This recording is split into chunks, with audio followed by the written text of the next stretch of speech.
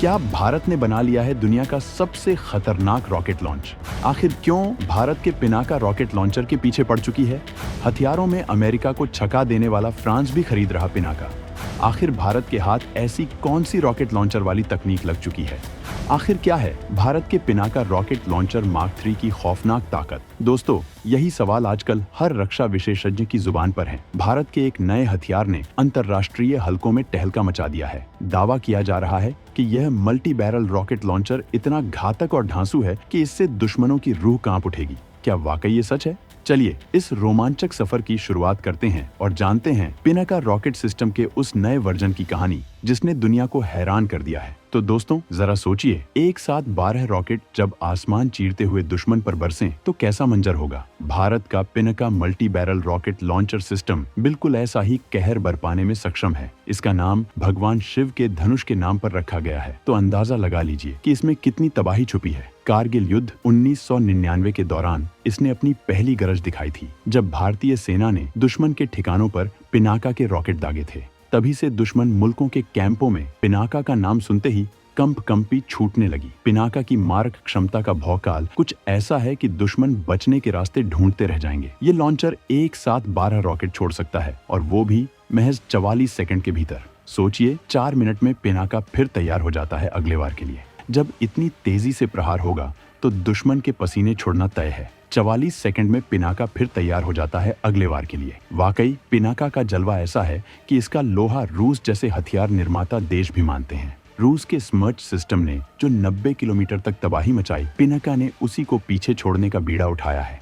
DRDO की इजेक्टेबल rocket ignition तकनीक। अब आता है सबसे बड़ा खुलासा। आखिर क्या चीज है जो पिनाका MK3 को और एडवांस्ड बना रही है? इसका जवाब है डीआरडीओ की एक नई और इनोवेटिव तकनीक, इजेक्टेबल रॉकेट इग्निशन सिस्टम। पुणे स्थित डीआरडीओ की प्रयोगशाला ARDI यानी armament research and development establishment के वैज्ञानिक दिन रात इसी तकनीक पर काम कर रहे हैं, ताकि पिनाका के अगले वर्जन MK3 को अपग्रेड किया जा सके। अब इंजेक्टेबल रॉकेट इग्निशन सिस्टम की खासियत क्या है? आसान भाषा में समझें तो यह रॉकेट के इग्निशन यानी प्रज्वलन सिस्टम को एकदम नया मोड़ देता है। परंपरागत रॉकेट में इग्निशन सिस्टम रॉकेट के अंदर फिट रहता था और उड़ान भरते वक्त भी उससे जुड़ा रहता था। लेकिन डीआरडीओ की इस नई तकनीक में क्या होगा कि रॉकेट के लॉन्च होते ही उसका इग्निशन मॉड्यूल रॉकेट से अलग इजेक्ट हो जाएगा। इससे मिलने वाले फायदे वाकई जबरदस्त हैं। चलिए इन्हें बारी बारी से जानते हैं।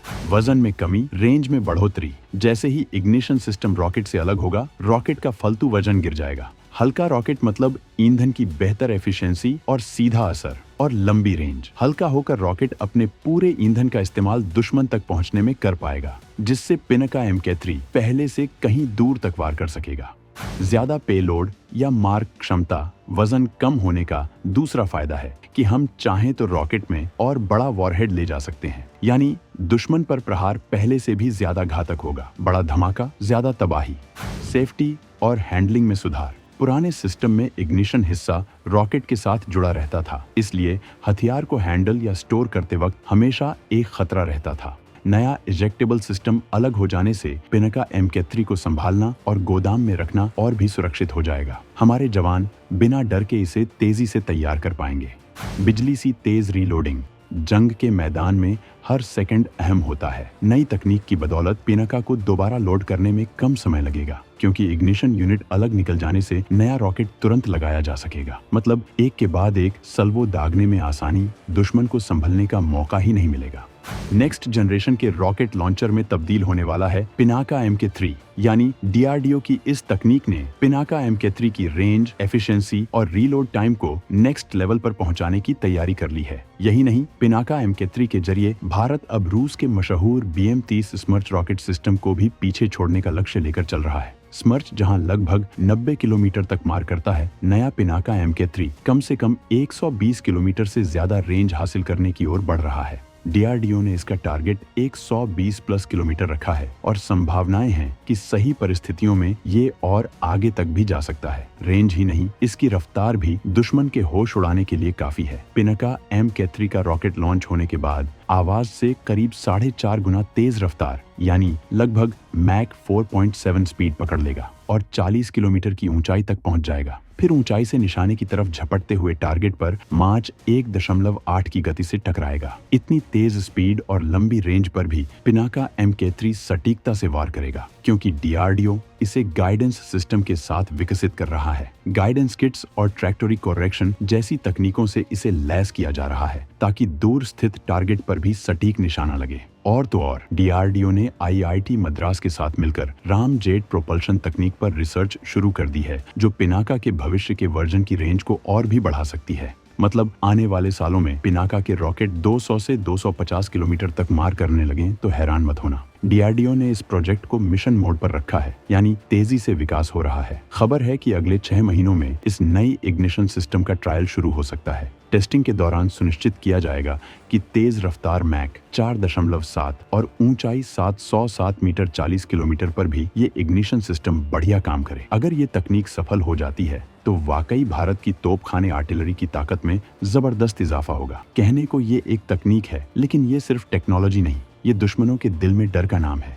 पिनाका MK3 का उन्नत रूप सुनते ही दुश्मन के दिल की धड़कन तेज होना तय है।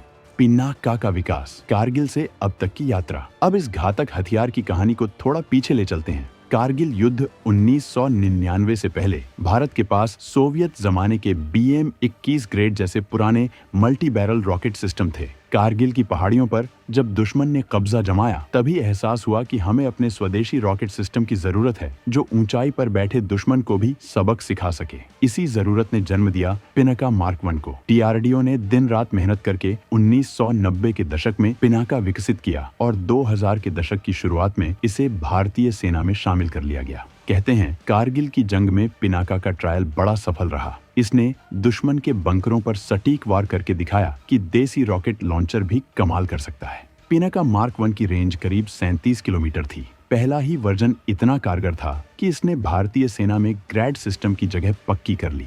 मगर वैज्ञानिक यहीं नहीं रुके। जल्द ही इसका एक उन्नत रूप आया, जिसे अनौपचारिक तौर पर पिनाका MK1 एनहांस्ड कह सकते हैं, जिसकी रेंज 45 किलोमीटर तक पहुंच गई। इसे ज्यादा पावरफुल वॉरहेड ले जाने लायक बनाया गया और सेना ने इसे हाथों हाथ लिया। इसके बाद आया पिनाका MK2, जिसके रॉकेट पहले से भारी और दूर तक मार करने वाले थे। रिपोर्ट्स के मुताबिक MK2 की रेंज लगभग 60 से 75 किलोमीटर तक पहुंच गई। यहाँ तक कि DRDO ने पिनाका को और सटीक बनाने के लिए गाइडेंस किट भी विकसित कर ली, जिसे लगाकर पिनाका के रॉकेट निर्देशित हो गए और रेंज बढ़कर 90 किलोमीटर के आसपास हो गई। यानी पिनाका, जो पहले केवल दुश्मन के इलाके में गोले बरसाने के लिए था, अब एक सटीक निशानेबाज बनता जा रहा था। सेना को नया पिनाका सिस्टम इतना पसंद आया कि उन्होंने और ज्यादा संख्या में इसे शामिल करना शुरू कर दिया। आत्मनिर्भर भारत के तहत यह एक बड़ी छलांग थी। एक समय था जब रॉकेट लॉन्चर हमें रूस से खरीदने पड़ते थे, लेकिन अब हमारे पास अपना देसी सिस्टम था। भारतीय सेना ने साबित कर दिया कि पिनाका पहाड़ी क्षेत्रों से लेकर रेगिस्तान तक हर जगह दुश्मन पर कहर बरपा सकता है। सेना की इसी तसल्ली और भरोसे ने भारत सरकार को प्रोत्साहित किया कि पिनाका का उत्पादन बढ़ाया जाए और इसे निर्यात संभावित उत्पाद के तौर पर भी देखा जाए। भारतीय सेना ने खुद कहा कि पिनाका सिस्टम में निर्यात की अपार संभावनाएं हैं, क्योंकि ये दुनिया के बेहतरीन रॉकेट आर्टिलरी सिस्टम को टक्कर देने का मादा रखता है और काफी किफायती भी है। फ्रांस, आर्मेनिया और अब स्पेन, दुनिया हुई भारत के हथियार की दीवानी। जब हथियार अच्छा हो तो सिर्फ अपनी सेना नहीं, दूसरे देश भी उसे पाने के लिए उत्सुक रहते हैं। पिनाका के साथ भी यही हुआ। हाल ही में भारत ने अपने पिनाका सिस्टम को विदेशी मित्र देशों को ऑफर करना शुरू किया और नतीजा देखते ही देखते सामने आ गया। आर्मेनिया ऐसा पहला देश बना जिसने भारत से Pinaka multi barrel rocket launcher system खरीदा। खबर के मुताबिक आर्मेनिया को इस साल पहले पिनाका रॉकेट सिस्टम की डिलीवरी कर दी गई, यानी पहला पिनाका रेजिमेंट आर्मेनिया को एक्सपोर्ट हो चुका है। आर्मेनिया, जिसका पड़ोसी अजरबैजान के साथ संघर्ष चलता रहता है, अब भारतीय पिनाका की मारक क्षमता पर भरोसा कर रहा है। ये भारत के लिए गर्व की बात है। हमारे बनाए हथियार से किसी दोस्त देश की रक्षा मजबूत हो रही है। अब आता है एक दिलचस्प मोड़।